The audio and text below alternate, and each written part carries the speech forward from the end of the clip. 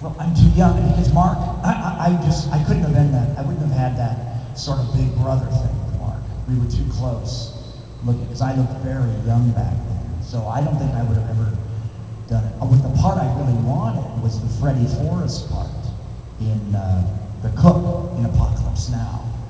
I know there's kids here, but that's one of the greatest lines of all time. King Tiger! Well, then, of course, you entered the world of genre cinema yourself. Your first horror film was Eaten Alive with Tobe Hooper. Give it up. Alias Death Trap, Slaughter Motel. In fact, there's even a hardcore porn insert in the Japanese version of that. It's not my genitalia.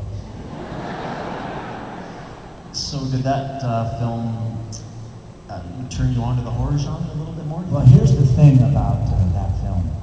I walked on the set, the old Wally Studios, which was sort of a kind of like a Poverty Row studio across the street from Paramount Studios. And it was an amazing set. There was an old 67 Cadillac and desert weeds and tumbleweeds and a Victorian farmhouse with the old veranda porch that wraps around. And on the porch was a monkey in a cage, and a parrot, and a couple of iguanas. And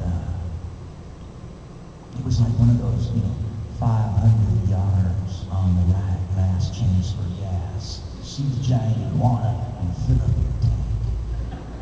And it was just magical. And Toby sitting there, his brown Sherman cigarette. Robert, it's a pleasure to meet you. I'm so glad you could be in the cast.